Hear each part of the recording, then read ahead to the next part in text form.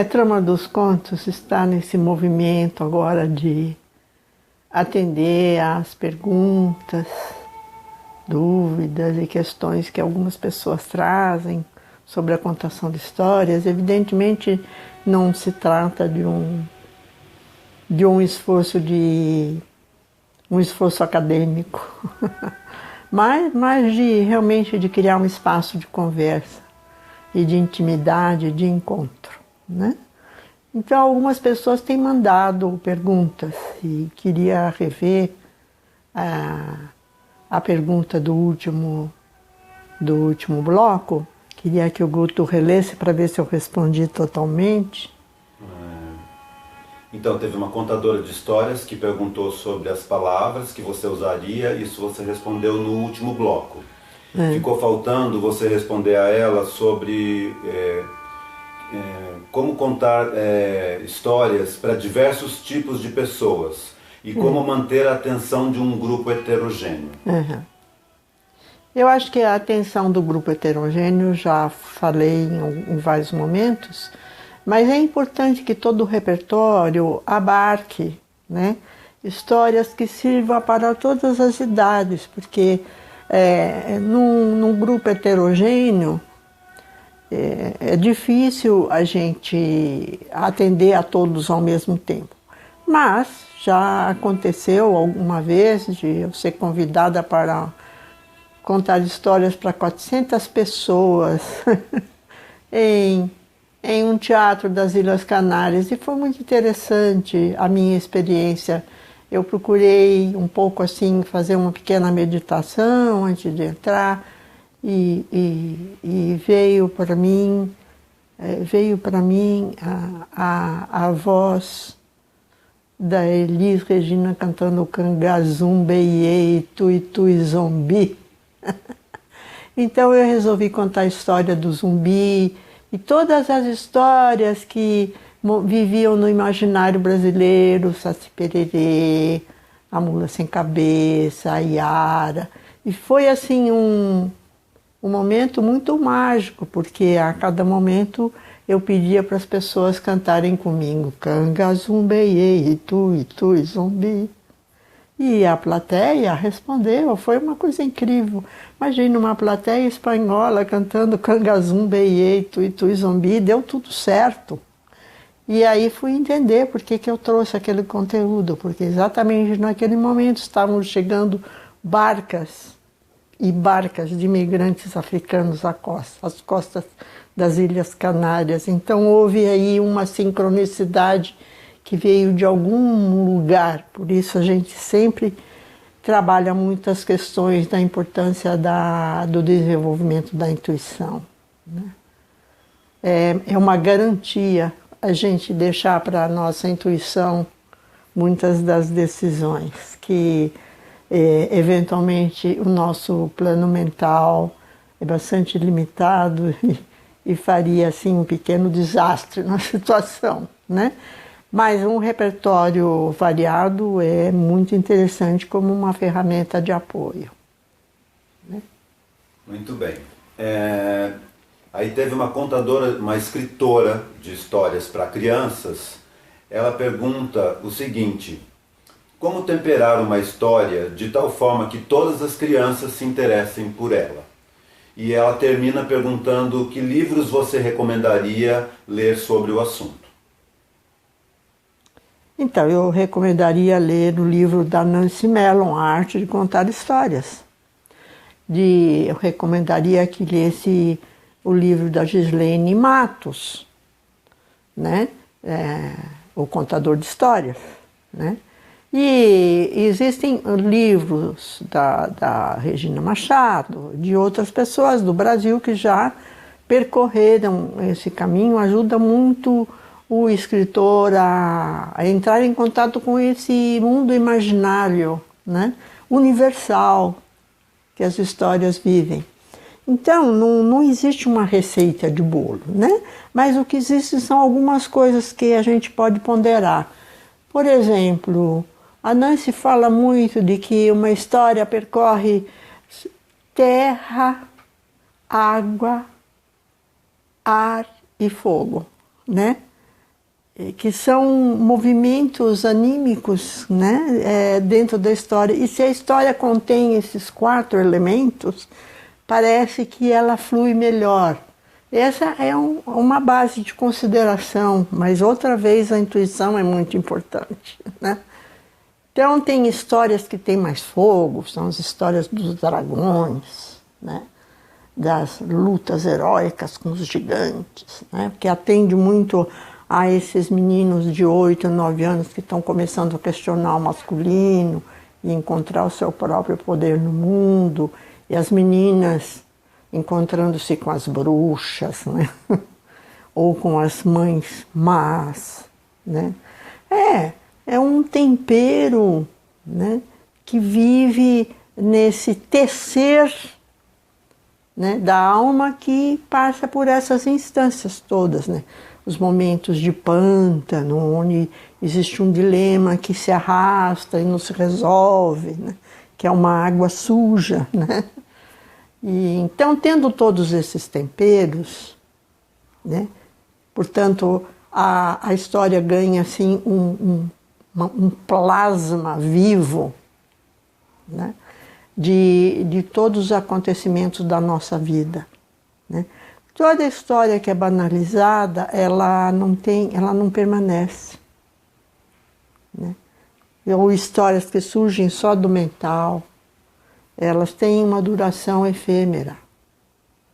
Porque o imaginário ele é a soma de todas as civilizações que nós percorremos, né? É muito rico, não tem que ficar fugindo, né, dessas imagens poderosas. Então é só a gente também ler os clássicos, né? Ou relê-los, como fez o Monteiro Lobato, que escreveu A Reforma da Natureza. É um livro incrível, né? E depois ele escreveu os Trabalhos de Hércules, dando uma aclimatada para o Brasil, né? O Monteiro Lobato fez algumas bobagens, mas ele fez coisas muito boas também. Então tem muita coisa para a gente se inspirar e, mais que nada, voltar a ser criança, quando você escreve para criança, né? Lembrar aquelas coisas que te faziam sentir que a vida era mágica, como, sei lá, voar na asa de uma borboleta, né? Dormir dentro da barriga de um peixe, né? Todas essas imagens que falam desse mundo onírico da nossa alma. Se a gente for fiel a isso, não tem erro. E por fim, teve um radialista que fez a seguinte pergunta: na sua experiência de contadora, qual o público mais difícil de entrar no conto?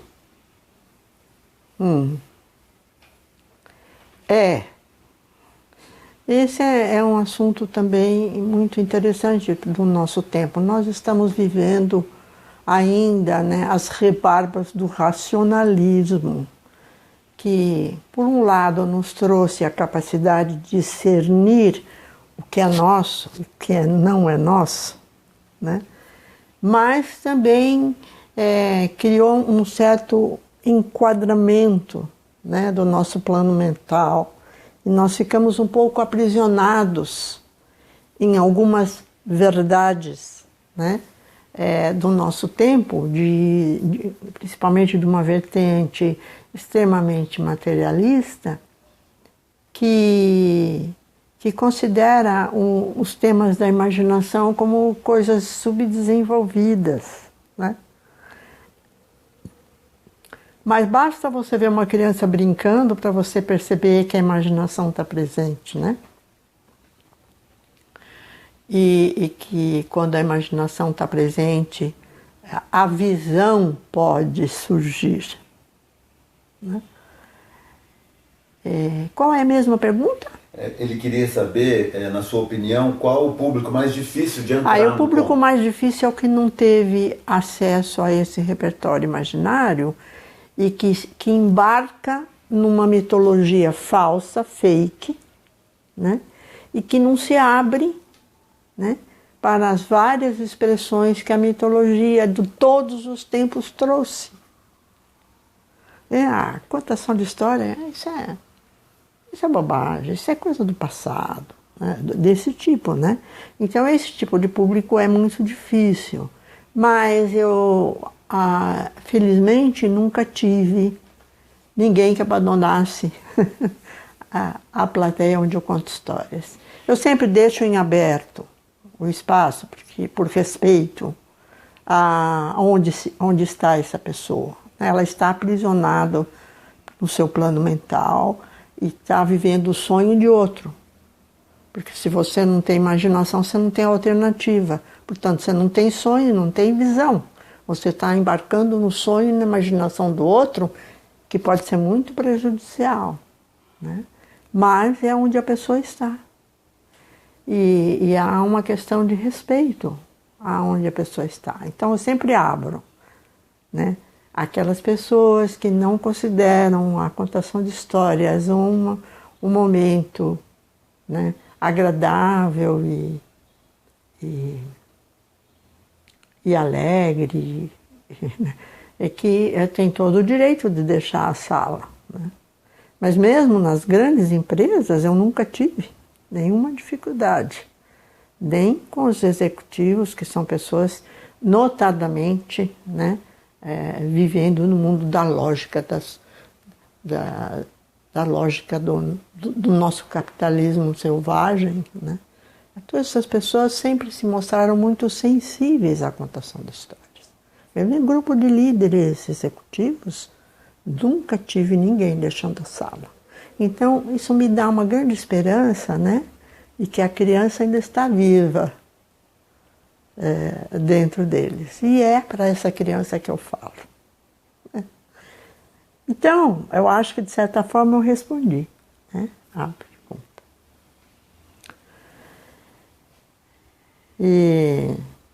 E agora, né, vou contar mais uma história do Nasruddin. Nasruddin é muito engraçado. Ele tinha pedido ele tinha saído para fazer qualquer coisa à noite e tinha pedido para a esposa deixar a chave do lado de fora, do lado de fora da janela, para que ele pudesse entrar, né?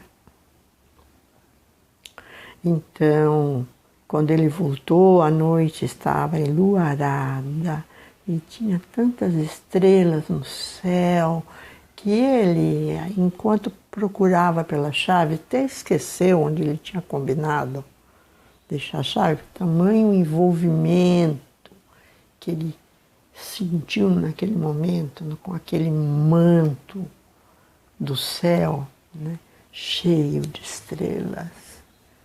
E a lua encantando todos os cantos, e ele andando para lá e para cá, num movimento de procurar a chave e não procurar ao mesmo tempo, quando o vizinho ouviu e perguntou, né, Nasruddin, o que você está procurando, andando para lá e para cá?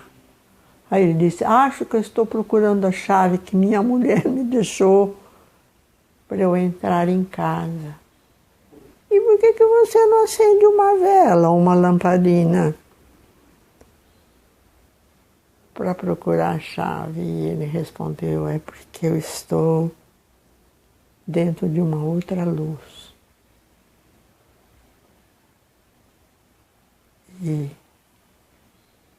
E presume-se que ele teria completado, né, no seu interior de uma outra chave.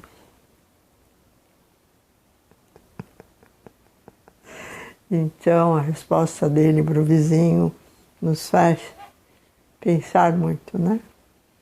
Quando estamos numa outra luz, os nossos objetivos mudam, de repente, né? Então, esse poder da intuição, né, de trazer para a tua presença, te devolve para a tua essência, para o que realmente é importante, né? E para isso serve a contação. E Nasruddin é um especialista, né? É um mestre sufi muito importante, e a todo momento está nos mostrando, nos devolvendo para a nossa essência. E existem outros também. Eu tenho aqui anotado. Eu estou sempre escutando outros saberes, um chefe indígena americano que diz: escute, ou sua língua te deixará mudo. Né? É. E ele ainda diz também: Deus dá a cada um de nós uma música, viva na sua. E uma terceira frase dele que acho que para encerrar esse nosso bloco é muito importante. Pergunte sempre com o coração. E assim, fechamos o nosso bloco e até logo!